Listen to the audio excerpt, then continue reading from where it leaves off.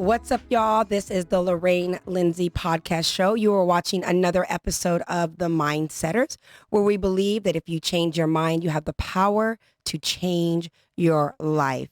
And today I have a special guest, a returning guest, here to have a little bit of intimate conversation, one-on-one, just the two of us, discussing, how do you know whether or not you have outgrown your relationship? And this is going to be just a true, candid conversation, a couple bullet points on knowing whether or not it's something you can work on or if it's truly time to just move on. So Mr. Rodney Allgood, thank you so much for returning to the show. I love having you as my guest. Always good to be here. And I think that this is great for us to have just this one-on-one and to really talk about a topic, two people having a conversation. So before we get into the topic, please remember to hit the subscribe button.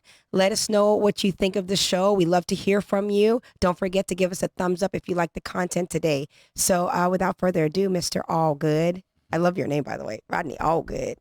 Let's talk about this. And, outgrowing a relationship. I think that we've been on this whole relationship series for the last several episodes, but I kind of wanted to start to close it up and conclude it by having just a one-on-one, more of an intimate conversation, the kind of conversation that two people would have without cameras and lighting and whatever. And I think it's good because even for myself personally, having coming out of a relationship, to really talk about how do you really know when it's really time to try to end it, and if you really truly have outgrown. So we have a couple bullet points, and let's just get right into it, yeah? All right. Go. So the first bullet point that you and I had come up with was picking fights constantly. And this is something I can definitely relate to. But I want you to kind of tap into it first, and then I'll just kind of chime in. Let's just have a conversation about it. So picking fights. How do you know when you've outgrown your relationship if the bickering and the fighting is constant, especially when you're kind of that type of relationship anyway, where you always kind of bicker from the inception? So how do you know when it's at a point when you're like, all right, it's enough. The fighting's gotten to a point where it's truly, truly, we've outgrown one another?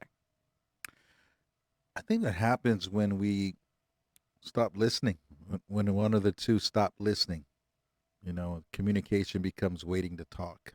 When the person thinks they've got you all figured out, they're not really listening, right? So any growth that you've made or any changes that you've made or any of that stuff's not seen because the person's just got you figured out. Is not listening.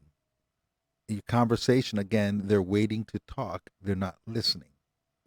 And that could be either one of you. And that's when you fight a lot, when you're just always trying to make a point, always trying to be right, power struggling, jockeying for position. That's when it's gotten really bad. Right. It's gotten really bad, but then, like, for example, there are times where, like, for example, for me, I always use my examples, of course, but where I was in a relationship and from the inception, right, there was always the banter, the back and the forth, and two very headstrong people who were defending their position, right? And to your point, not really ever listening. But I think for me, when I knew finally that I'd outgrown the relationship was when the bicker and the banter was consistently the same thing. It's like after you've been together for a period of time, if you don't truly know your person yet and you're still fighting over the same things, it's like, okay, there's no progress here. There's no progression. We're literally, after this many years later, still bickering and fighting and misunderstanding each other over the same thing. And after a while, it becomes very taxing and emotionally draining. You don't want to spend all your time constantly bickering and fighting with your person. Yeah. Again, that person thinks they got you all figured out, right? So there's no growth in that. We all grow. I mean, people like us, we grow. And if that person can't see that, I have a saying: only growing people can see or acknowledge your growth. You got to be growing yourself to see the growth in another person. Okay, elaborate on that though. Say that one more time, and then I want you to elaborate on that. Only growing people can see or acknowledge your growth. Another person's growth. Okay. A person who does not grow will always refer to who they knew, who you were, not who you've become. God, that's so good. Yes. Right? So a stagnant relationship, one or the other is just continually talking to the old person. and you might be trying to say something different. You ever got in a conversation where somebody says, we've already talked about this. Yeah. We've already discussed this. And it is shut down. And in your mind, you're coming at it from a different angle. You're saying something different. But it's to them, it's the same conversation. They're not listening. Right. They're just shutting down because you've discussed the topic before. You're trying to say something a little different. You might have had an aha moment, right, that you're trying to share, but they're not hearing it. Mm-hmm. So as you try to grow, that person doesn't allow you to grow because they're not growing. And how do you get to that point, though, where you recognize that okay, this person that I'm with, they're not hearing me. How do you get to a point where you're like, okay, we've just outgrown one another, versus there's got to be a different way for us to break down this communication so we can both hear one another, like so we both can get the validation. Because one of the things I always used to say, I'm a very headstrong person, and I always want to get my point across, right? It's just, I think that's how most women are anyway. But I used to always say, because the person would always say to me, you always need to be right. And I always said, I get that's the perception, but it's not that I'm trying to be right. I'm just really, truly trying to be heard. And the reason why I keep repeating myself is because you're not acknowledging what I'm saying. I don't need you to say, okay, you're right. I need you to say, I heard you, and be able to hear that so we can move on to the next thing. Right? Yeah. I mean, but how do you know in that type of thing when you just kind of have to throw in the surrender flag, the white flag, and say, I give up? When it becomes about right fighting, when it's constantly about right fighting, when it's constantly about being right, when it's not solution based. Respect dictates that we want to hear what the other person has to say. Respect dictates that the other person's opinion has value. Regardless if you agree or not, it deserves to be heard. It deserves to be validated. But when you're constantly invalidated in the conversation, right, then you really want to be heard. Now it gets ugly because you're just trying to be heard. Right. And you start talking at each other instead of listening to each other. So this is good. So this is going to segue into our second bullet point, which is when your relationship, you've outgrown your relationship with difficulties in communication.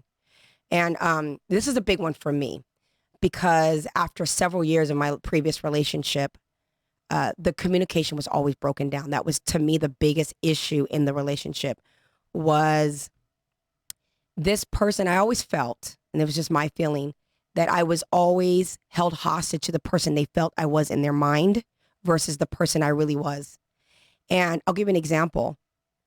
Me and this person have went our separate ways, but we recently had to come together for a wedding. And I remember I hadn't seen him in a while. And so here we are communicating, and I had a bruise on my chin. And he asked me, what happened to your chin? And I said, oh, my niece, she elbowed me, In his mind, literally, I'm not even joking. He's like, that doesn't make any sense. And I said, okay. And he's like, really? A little, 5-year-old hits you in your elbow and bruises your chin? Okay, but why would I? And I'm like, well, why would I make that story up? What would be the reason why that would be a made up story? It just doesn't make sense to me. And inside of me, I'm thinking, God, the communication here has never been right. And this is just clarity in that, even though we haven't seen each other for months, and yet I'm telling this person something so trivial. I got a bruise on my chin because my niece elbowed me when I was taking her swimming. She panicked and she just elbowed me. And in his mind, that doesn't make sense in his mind. So he's automatically telling me that I'm lying. And I'm like, I said, okay, what's the story? Then you tell me what the story is, and we can just stick to that story. And so at some point, jokingly, there was a group, and I'm sharing the same thing with the group, and I jokingly said something explicit. This is what happened to me, and said, is that a better story for you? Does that make more sense in your mind? Like, I'm always hostage to who you think that I am. And at some point, you get tired of that. It's like that breakdown of communication then becomes, it's no longer an us issue. It's whatever your trust issue is, that you got to constantly create stories, that even something so trivial, you've decided that I'm lying even in that. So for me, it was somewhat of clarity to say the decision to walk away from this relationship was definitely the right decision, because even on the smallest scale, there is no communication here. I can't even tell a truth on something so silly that this person's not always at me for something different.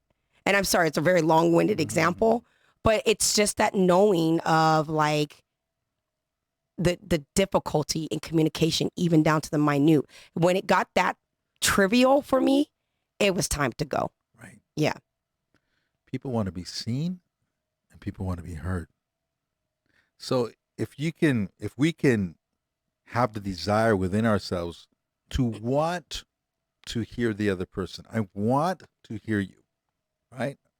I'm going to slow my roll. I'm going to listen to you. I'm going to speak slowly, but I'm going to listen to you. I'm going to respond slowly because I'm listening to you. I want to hear you. I want to see you. When somebody loses this desire to hear somebody and to see somebody, you got real problems because they're making up stuff in their head. Correct. Right. And it's draining. You know, when I coach people, I always tell them it's listen and repeat. Just practice that just first. It's like, what did you hear me say? Because here's another thing with the breakdown of communication is when we're in a defensive mode, when we're in that, when we are in an emotional state of mind where we're charged up by whatever we're experiencing with the person in the communication, we're limited in what we hear, right? And so I could say to my partner, as an example, I'm frustrated because you're smothering me, as an example, just making something up. You know, I need some space because it's important for me to have space.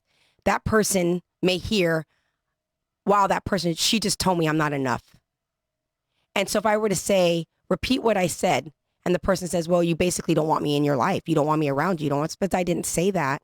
So it's so important to also listen and repeat because sometimes we're not hearing really what the person is actually saying. You know, I dated somebody once who should actually make an appointment to talk about whatever her concern was. Interesting. Right? Okay.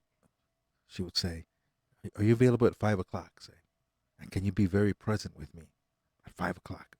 I'm going to call you. So she'd call and she would say, are you present? No distractions? Yeah, I'm present. Okay, so I'm going to tell you what's been on my mind, and I want you to repeat what I said after I say it. And that just sets up a scenario where I'm not trying to talk. Right. That I have to listen to what she's saying and then repeat it. So now my ears are listening. I remember when I was married, I'd always be waiting to talk. Both of us. We had awful communication because we're both trying to defend something. And then she would slowly say what it was and tell me the emotion she had attached to it. But she never would say, you did this. She would say, this is how I'm feeling. This is how this is making me feel. And then I had to repeat it. And it's amazing how the charge goes off of it.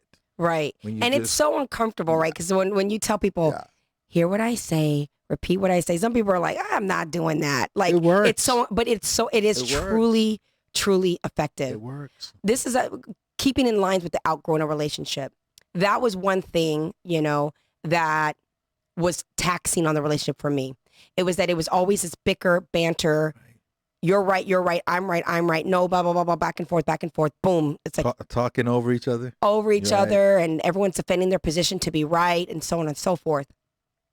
Then there would be this separation. I'm a shutdown person. So the person I was with prior, they were very defensive. So they didn't know when to stop. And I was just like completely shut down. Like, I can't.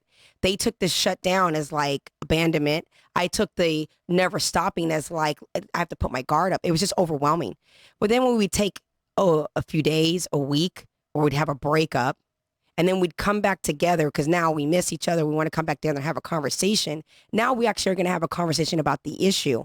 And every single time there was a real adult conversation that we actually communicated, there was often a lot of misunderstanding, a lot of conclusions being drawn on both sides, and it was creating unnecessary hurt and pain. But the problem was it was so much constantly like that the only time there was like true communication was when there was a threat that the relationship was over. And at some point, you're like, I'm outgrowing this person because I don't want to be in a relationship. This is always the pattern in which we choose to communicate. It's incredibly draining.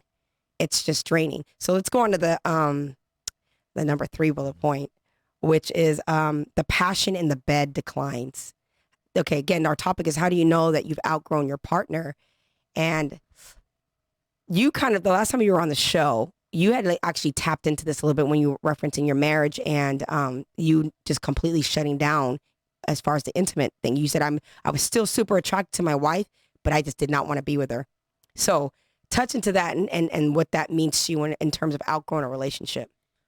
Yeah, I mean, intimacy long term is about connection, right? Fireworks change into connection. But if you're always bickering at each other, right, it's tough. Right. It's tough because your mate becomes kind of like your opponent. You're at odds with each other. You're battling all the time, and your mate is now your opponent. It's really tough to get into that space of intimacy when you've been battling all day, when you've been defending yourself all day, when you've been taking shots at each other all day. Right. And it becomes more than just a physical act. It's connection, right? So when the connection is lost, or the connection is always threatened, or, you know, made heavy, that starts to wane. You start to not desire that. Right. I remember for me, again, two very headstrong people.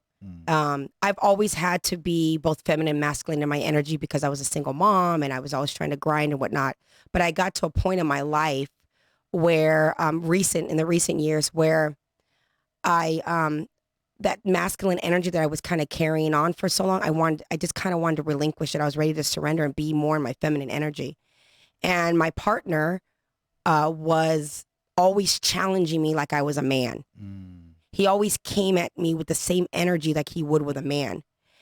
And there were times when I would say, you know, when you talk to me, you talk at me like I'm a man. And then I'm not someone to cower. So then I put on my suit of armor and I go at you with a man, like I'm a man with that same level of, you know, masculine energy. But what was happening in our relationship is I was no longer desiring him intimately. And it was frustrating me because I'm thinking, what's wrong with me? Whatever.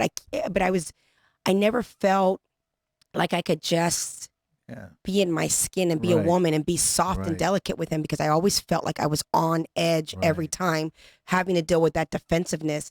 And at some point, amongst many other things, it was like, I feel like I've outgrown this relationship, because we took a gap. We took a year gap, and I did a lot of personal growth in that time frame. So when I went back, I didn't want to go at him with the same, like you said, I didn't want to go to war every time. And I always felt like I was at war with him. So when it came time to go to the bed and be intimate and be partners, I was so disconnected there that it was like, I would literally have to try to force myself in a state of mind sometimes. And it wasn't that I wasn't attracted to him, and it wasn't that we didn't have great, you know, sexual chemistry at some point, but it was, I knew, I'm like, I'm outgrowing this relationship because I'm still a vibrant woman, but I want to feel like a woman. And he did not make me feel like that in the end. No, I feel you. That's an issue. It's an issue. Yeah, you can't butt heads all the time and expect that to flow. It just doesn't. Right. You know, it just throws that masculine feminine thing off. Right. And it just doesn't work. So if that's happening all the time, yeah, it's definitely a sign that you could be outgrowing this. Yes. Especially when, because again, it's like, how do you know? Because I think certain people, certain relationships, you go through different phases, right? If you've been with a person long enough, whether you're married or in a long-term relationship, I think it has cycles. It goes through cycles of great passion, and then you go through cycles of frustration, and then you can kind of bring it back and re-engage and fall back in love and go through that fiery stage again. But I think when you've really outgrown, it's kind of like going on to point number 4. It's just that when one is changing or growing and the other person is not. That's the point, right? It's not about one particular thing. It's if growth is leading to all those things being off. See, if someone's here and someone has grown to here, this can't just come up by choice. I mean, you got to grow yourself up here. But if someone is here, you can always come down because you used to be here yourself, right? So what happens is you get disappointed in yourself because you're behaving in a way that you no longer want to behave. But to connect with this person, you're coming down to where this person is, you know, frequency-wise. And that chips away at you. Yeah, it does. Yeah. So you're embarrassed by how you behaved. You're sick of behaving like that anymore, right? You want to operate from here. So it's important that both of you rise and grow, right? Because one will come down. This can't come up. And again, when you're fighting, when you're bickering, and when you're saying nasty things to each other, this person is sometimes trying to trigger you to come back down, Right. right? And I realized this even with after being divorced years later. I would get in these arguments with my ex-wife, and she would say things until it triggered me. And I felt like I grew so much that all of a sudden I'm coming right back down to become the person she remembered, to have this argument, right? Until I learned not to do that. Until I learned that's not worth it. Right. I'm not taking the bait on that. But we have to decide that we're just going to operate from this space. Now, if this doesn't change and come up, that's when you know you've outgrown the person. If Mm-hmm. this just does not change. But if there's growth, there's always a chance. There's always a chance that someone can grow into the person that is still compatible with you. So let me ask you this then. What would you say then for a person, for example, to you what you're describing?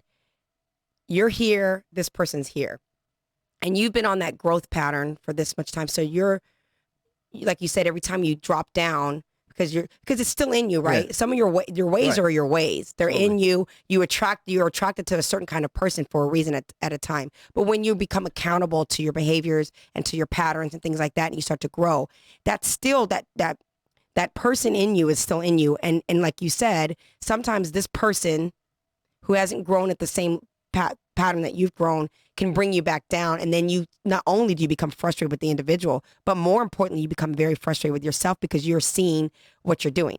Now, my question is, let's say this partner starts to realize, so you're here, this partner's here, and the partner starts to realize they're outgrowing me, and I'm starting to see that now. And I'm starting to realize that things that I'm doing are triggering this person to leave my life.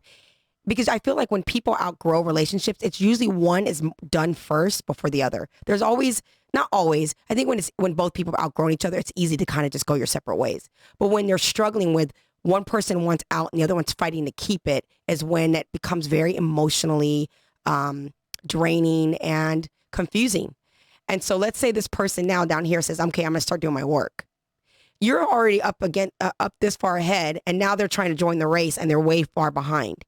What would you say would be reasonable for a person to say, okay, I see that this person really now is accountable and they're really trying, but they're not necessarily going to be on the same page as myself or that same level because I'm just ahead of them so much. Do you feel that it's worth working that out when the person finally decides that they really want to try? Or is there a point when it's just gone on too long, it's too late?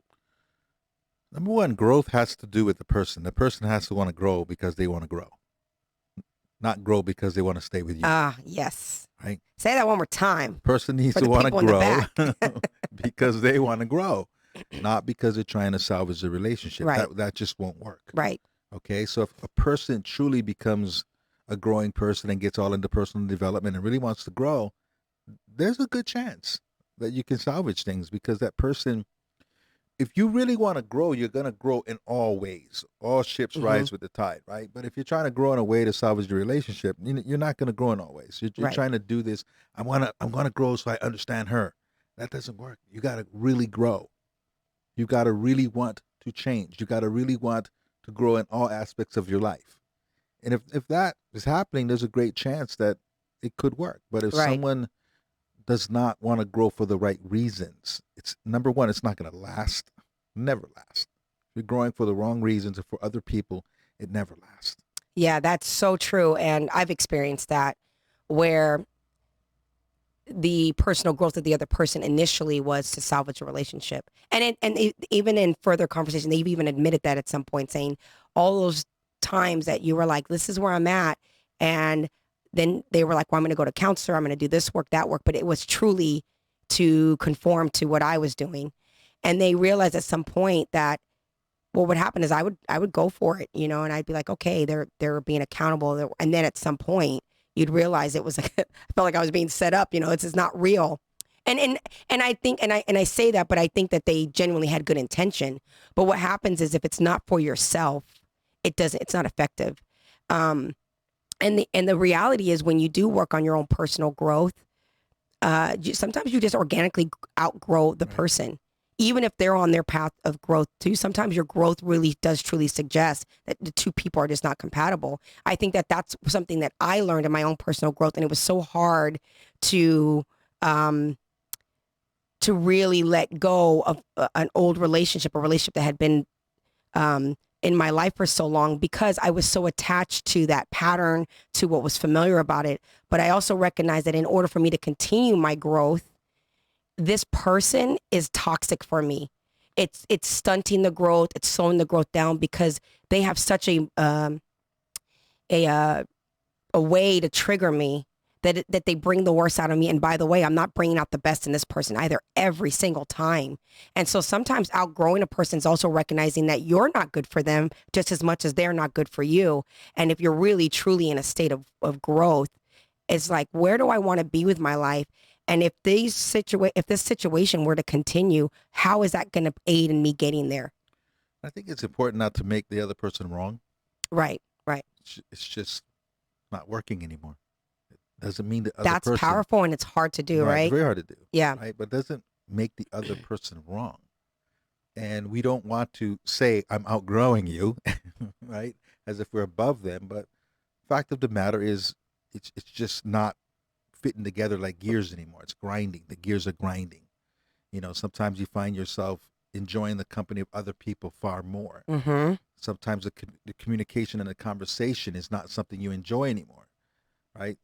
They say small minds talk about people, average minds talk about events, and big minds talk about dreams, philosophies, and ideas. So Love that. when you've grown into that third box of people, right? Dreams, philosophies, and ideas, and the other person likes to talk about people or just what's on TV or whatever, you get bored. You get bored with the conversation. You get bored with the person. You want that meaty, really meaningful conversation. Things like that. You start seeing the chink in the armor because, again, you're just not communicating the same way you were. You might look back at 10 years earlier, you were someone else yourself. So true. Right. So and true. and you met up because, hey, you all like to party back then, and you're at the same parties and you had the same priorities, and maybe that person stayed the same and you've changed and that stuff doesn't interest you anymore. It's so interesting you say that because it's so true. It's even something, again, that I have really been focused on because I'm going through a big transition in my life. And one of those parts of that transition is finally letting go of a relationship that I was in for 7 years. And it was a toxic relationship. We had great things about us, but the relationship truly was toxic. But that toxicity, that on again, off again, that push pull, the damage that was being done when we were on versus off, it created such a crazy stronghold that it was almost like an addiction to the relationship and to those emotional highs and lows. But me realizing that this relationship, which is going to go into our one of our bullet points, is this person, as much as I love them when I love them and I hate them when I hate them, because it was very much that at times. Sometimes I needed to hate them or convince myself to make them wrong. Like you said, I needed to make them wrong to really freaking move on. And then realizing that's just creating bitterness in me and it's not allowing me to be open to love somebody else. So I had to learn how to get over those strongholds that way, but also recognize that this has been such a pattern and a cycle. And in this pattern and cycle, it's creating depression in me. My moods are off. When we're bad, it's a domino effect on all of the things that I'm wanting in my life. And I'm sure, I can't speak for the other person, that it affects them too. And it ends up being that relationship just holds you back. And so that's one of the bullet points. It's like when you've outgrown a relationship is when you recognize that relationship is truly holding you back. And you can't blame your partner because you're a participant in that, right? But at some point you have to say, what is it that I want, I dream, I aspire for? What are the purposeful things that I want to fulfill for my life? And how does that person fit into that? Kind of like what you said the last time you were on the show about the lake. I envision myself as an older man sitting on the lake, and I look over, and is this the person I want to see looking out at the lake with me? And so the holding back thing is a big thing. And I think some people have a hard time really identifying with that and really letting that be a signal for them that they've outgrown the relationship. So please speak to that so I don't ramble anymore. In every relationship, it's a reason, season, or lifetime. Mm-hmm. And when you go into it, you don't know what it is. And you have to be willing to let go once it served its purpose, if it was a reason or a season. So you could see the relationship as a wonderful thing. When you buy a carton of milk, it's fresh. It's got an expiration date on it, Right. right? At some point, it makes you sick. Relationships can be the same way. The special ones are forever, but not everyone is forever. So I think people try to hold on to ones that have used its usefulness, It's ran its right? course. It's ran Yeah. its course, but if it was a wonderful thing when it lasted, but people stretch it so long until it's making you sick, like sour milk. Relationships are like this. You're driving down a freeway and you've got 3 off ramps that can take you to where you're supposed to go. 3 off ramps, your last 3 off ramps. But if you stay on the freeway, at some point that freeway becomes a windy, treacherous road and you fall off the cliff and crash, right? You've got to recognize, okay, this is coming to an end and I need to take one of these off ramps. When it becomes something that's just always challenging, always swimming upstream, never swimming downstream, then it's kind of ran its course. And you got to say, I could see why we were together. It served this purpose. I brought this into your life. You brought this into my life. And now we let go in love. Yeah. And that's hard to do when it's coming to an end, right? Because I think when you drag things out for too long, especially when it's a push-pull relationship where you're in 1 minute, out the next, and you're back again and on and off again. Every time you go back, the expectation becomes greater in your mind. And so, because then there becomes a lot of promises every time you go back, right? And the promises get greater and greater and greater. But to your point, I think that when you know that it's really, really ran its course, is that if you have more moments where you're feeling depleted, defeated, emotionally just withdrawn, or when you're just shut down. When you hate to come home. When you hate to come home, right? It's like this has ran its course as much as I want. Because a lot of times when a relationship has really, truly ran its course, the question you have to ask yourself, do I want to stay here? Am I staying here because I'm afraid of what's out there? Or I'm afraid to be alone? Or I'm afraid that I'm going to get into something new and it's going to be the same level of pain and hurt? Is that the reason why I'm staying? Or am I staying because I really think that we could work something out mutually, like both of us could get on the same page, Like with my last relationship, at some point he said to me, we could work hard. We could do this. We could come together and do the work. And I truly believe that he believed that. But for me, when I look at him and I see him now, it represents more pain than it does joy. So I feel so hurt and so damaged by so much stuff that has happened that I don't even want to do the work with him. It's like I'm not even, the idea, like I said, we recently met up at a wedding, at a mutual friend's wedding. And even in that small time frame we were together, the antics that were there throughout the course of our relationship reared its ugly head in just a matter of a few days. So here I was thinking, I am hanging out with my friend. This is this is the person that I miss. I miss my friend. That was the part of me that was really attached. But my romantic, intimate partner, this is the ugly side of this person. And yet he's still telling me we can work through things. And I'm like, the pain is too great. And I am just outgrown ever wanting to be with a person who could make me feel that devastated, because it's such an emotional setback. And it's like I'm moving forward with my life. And every time I'm around you, you represent me falling back. And so I've just got to know that I have definitely outgrown, and no judgment to who you are. I give you all the grace, and I am so proud of the growth that you've done, but I don't want to be a guinea pig to your personal growth experiment anymore. You just got to go do you and find someone who's going to bring out the better part of you, the thing that I know exists, because clearly when you're in my space, I'm not bringing out the best of you, and then the best doesn't come out of me. So for me, that was clear to just that I've outgrown this person in every fiber of my being. I think long-term relationships, the person becomes like family. Right. You just get used to them. It's like a brother or sister or cousin, right? They're always going to be around, whether they irritate you or not, whether you get along or not. You're used to the person, right? So it becomes your comfort zone. So even the things you don't like, you're used to. Sometimes you hold on to relationships because I'm used to, even if I don't like all these things here, I know what to expect. Right. And when I let this go, I'm swimming in a deep blue sea, not knowing what to expect. So I think a lot of times we just get used to even the bad stuff. Right. When it becomes a comfort zone, right? They become like family. A long relationship is like family.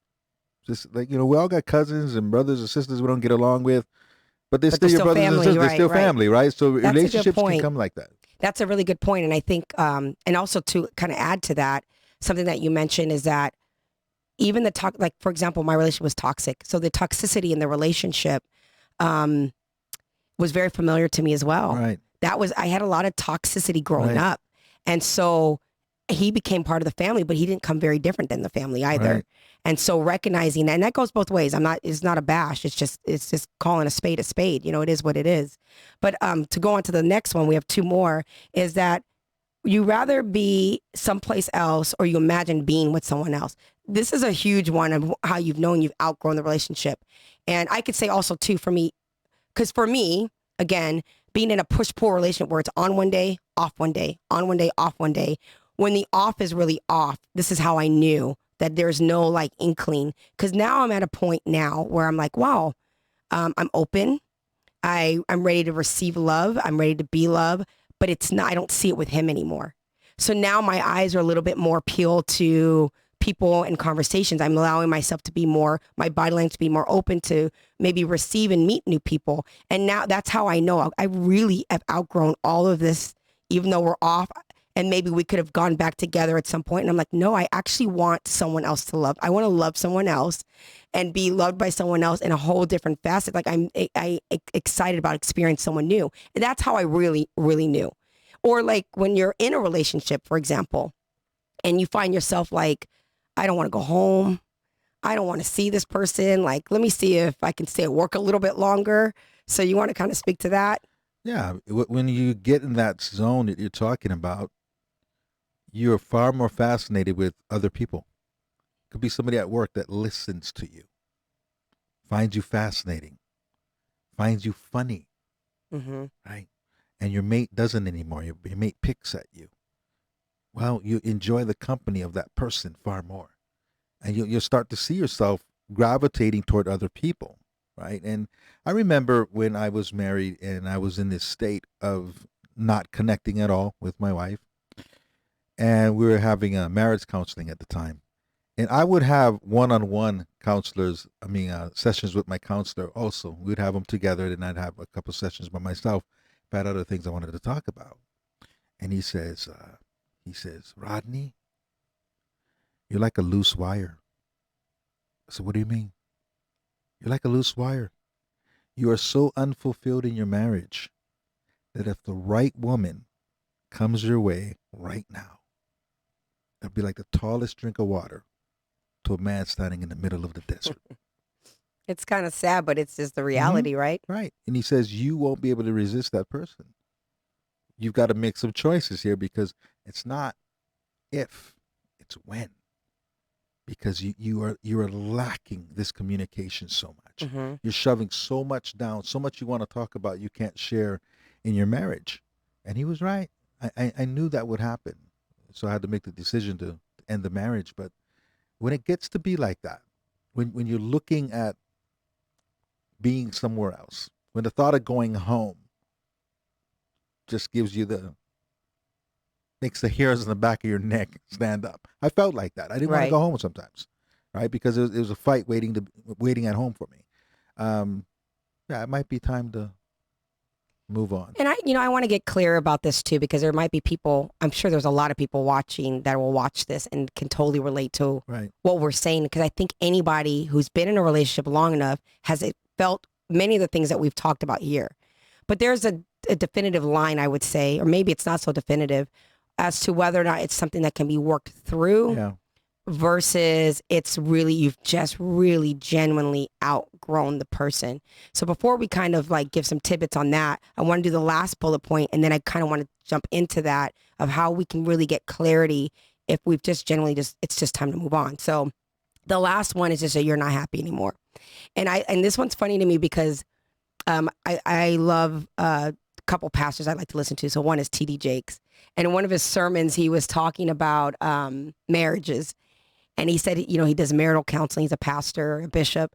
And so he said one of the things that people keep coming, he talks about the difference between what people complain about in marriages back, 20, 30 years ago versus what they talk about now. And he's like, one of the things that people would always come to him and say is, well, I'm not happy anymore. And he jokingly says, well, who said you're going to be happy? Like, why does happy have to be this constant thing that you have to have in your relationship? You're not always going to be happy with your person. But when do you say to yourself, I'm so unhappy here, I've outgrown this person, and then this is it?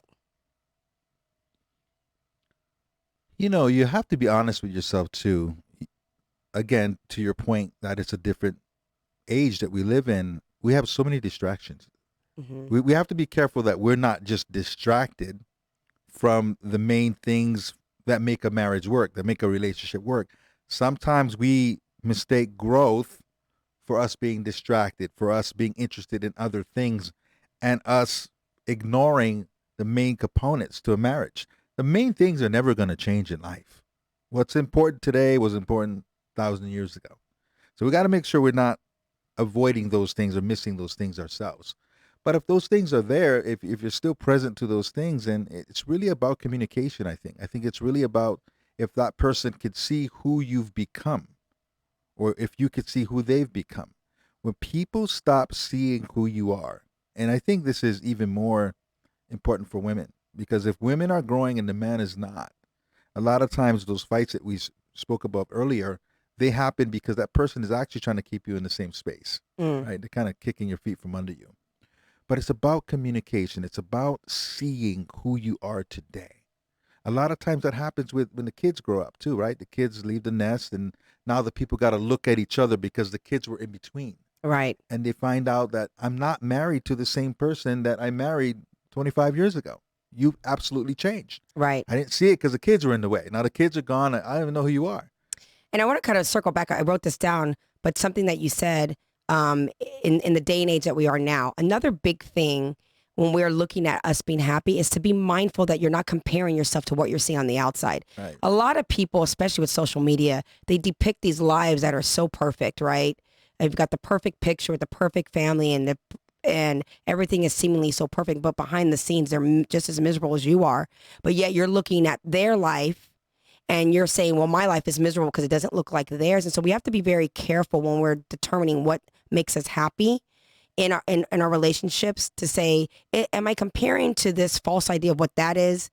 Or am I really trying to focus on us and making us happy as a unit? And a lot of times your unhappiness has to do with your own identity within your relationship, right? Like people lose themselves sometimes when they're in relationships, especially like marriages where I have a lot of friends who are mothers who have children, and they want to be relevant and beautiful, Right. but they're running around chasing after the kids, and they also need a career because right now you need 2 incomes in a home, and then they're trying to be relevant and they feel like they're not happy, but it's something they have to work on within themselves too. Right. So how do you know when your unhappiness means you've outgrown this relationship? Well, number one, you have to have done everything that you can do to make yourself happy, right? To expect the relationship to make you happy in and of itself is not going to happen. You have to make sure that you're doing the things you need to do, that your cup is full before you even judge your marriage, right? You got to make sure you've done the work yourself, okay? Now, if something in your marriage is taking away from you and draining your cup, your cup can't stay full because your marriage is putting a hole in that cup, that's a different story. But number one, make sure that you're doing the work yourself and that you're bringing everything you can to the table. And if your partner's not doing the same, not trying to make himself happy, not trying to contribute to the marriage, overall happiness, now you've got a problem. But start with yourself first and Yeah. communicate. Give that person a chance to see who you are today. Communicate your growth. Communicate what you see today. Communicate your dreams. Sometimes we forget to do that. We're changing, but we're not letting the other person really access our mind and the growth and what we see today. There's something I always say to people, and I've even said this in my own relationship, is that, and this is going back to the communication thing, is that if you don't share with me what your afflictions are when it comes to me, what bothers you with me, because in my particular relationship, as an example, there was a lot of keeping things in the back pocket. So there were things that maybe have bothered my partner, and my partner felt, well, I can't tell you that it bothers me. So instead of communicating that it was a problem, they would keep it in their back pocket and use it as ammunition for another fight.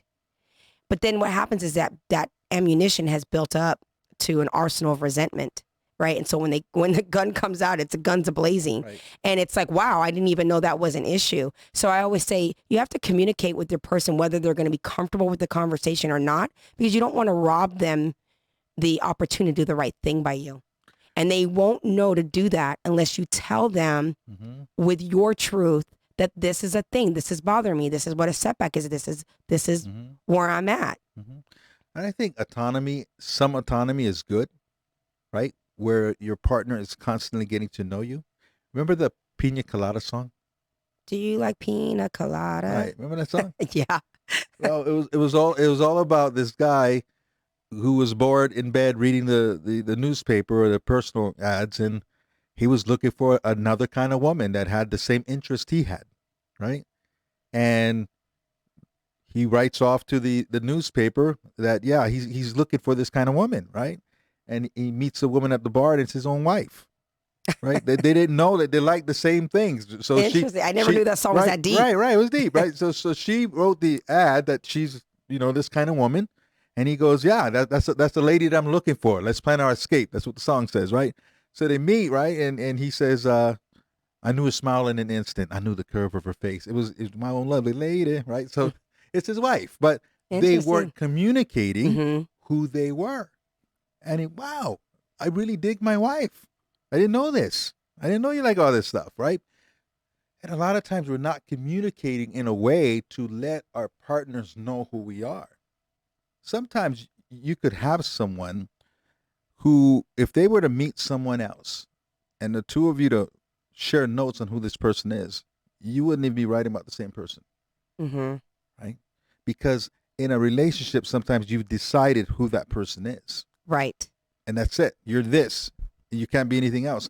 But having some sense of autonomy allows it to stay sexy. Right, because you're always trying to discover your mate a little bit. Right. Who are you today? Who are you now? Who are you now? You keep asking that question, right? And you can see the change and the growth in somebody if there's a little bit of autonomy. And I think a good relationship is kind of like the Olympic rings, right? Where they're partly overlapped and partly not. And the part that's not keeps it spicy, keeps it hot, keeps you wondering, keeps you guessing.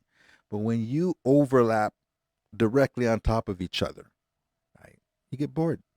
And I think a lot of times that's where the unhappiness comes from, because you say, I'm more than this. There's more of me. There's more to me. That's a good point when you use the word boredom, right? Because, that's a good way, because even in conflict or constant fighting, you can get bored with that too. If your contention in your relationship is so predictable at some point, even that can bore you to tears. You're like, okay, it's about that time. I'm going to say this. This person's going to respond this way. I'm going to respond this way. And then we're going to do it. We're going to take this much break, and then we're going to get back together. And we're going to do it all over again. Right. And you're right. And at some point you're like, even the fighting is boring now. It's like, you just lose interest. So let's conclude, but I want us to conclude with some definitiveness if we can. I don't know if definitiveness is a word, but it sounds good. It sounds spicy. It sounds like my ring is not overlapping when I say it. But I do, because I want to be responsible in the content that we're talking about, because I don't want to suggest that these things are reasons to say la vie to a relationship.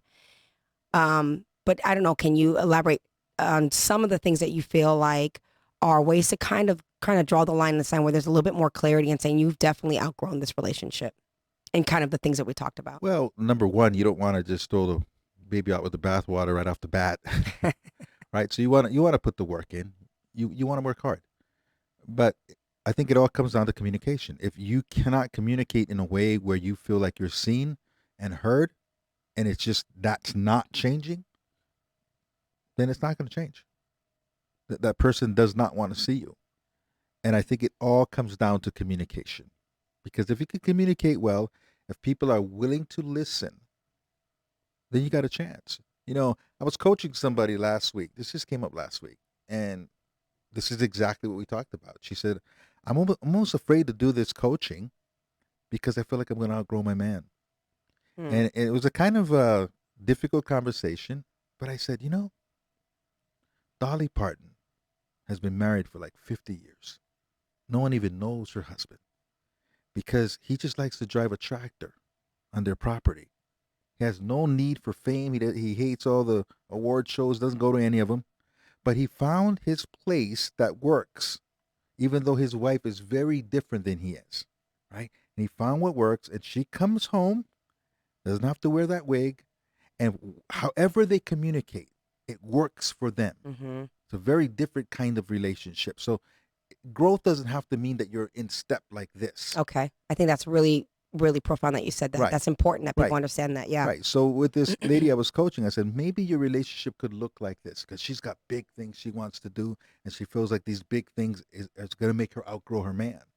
But I said, maybe that could work for you. So sometimes you got to think outside the box and say, maybe he's not growing in the ways that he's growing, but we have our special way of communicating. And as long as the communication is there and you feel seen and heard, it could still work. Yeah, because it's at the end of the day, if someone has a growth or a dream or whatever that's maybe more grandiose or more out there, and then you have a partner who's kind of like your great example with Dolly and her husband, it's a matter of whether or not the two people are comfortable in who they are first as individuals, and then uncomfortable with who their partners are as individuals. So it could be very compatible, right? It could be the balance. Because if you're trying to be, shooting for the stars and your partner's trying to shoot for the stars, sometimes that's the reason why you grow apart. Right. Because one wants the light and the other one wants the light and they can't share the same light type of thing. So it just a matter of finding that balance. Right. You talked a lot about communication. And this is something that I feel like I say this all the time. There are only three things. It's very simple that will create longevity in a relationship. And it's TLC. And that's not tender love and care, right? Although that's sweet as well, but it's trust, it's love, and communication. That is the triad. That's what creates the flame in your relationship. And if you're missing one, even just one of those components, the relationship absolutely will not work. So we talked a lot about communication, but if you have two people in a relationship, to your point, where there's a breakdown in communication, or there's a trust issue, or there's a love, which also equates to respect issue that's missing. If the other partner is not willing to do the work in that, and you're getting all these other things where the passion in bed declines, and now you're starting to see other people, like look at other people and say, what would it be like to be with them? And your mind's going elsewhere. You've genuinely outgrown the relationship, because two people have to be willing to do the work. Even in my relationship, the partner was willing to do the work. He was willing to do the work. But I was so disconnected and so emotionally just drained from the relationship and some of the patterns that I wasn't willing to do the work anymore. And I knew that. I was like, no matter what he's willing to do at this point, it's a little too late for me. And so in that situation, I'm on the opposite side of that. Sometimes if your partner doesn't want to do the work and they're adamant they don't, you just got to move on. Right. You got to move on, because it's not going to go anywhere. It's just Absolutely. not. Absolutely. People can be very different. I think the key is people want to be seen, acknowledged, and validated. So you can be on different trajectories, but as long as you feel like that person sees you, hears you, is interested in you, is present with you, then there's a chance. Because the person has to grow if they're listening to you. They have to grow. There is growth in just listening to somebody and seeing who they are. So again, the key is being present and seeing who your partner is today. And sometimes it may not work. And both of you might come to that conclusion that we wouldn't have signed up for this if we met today.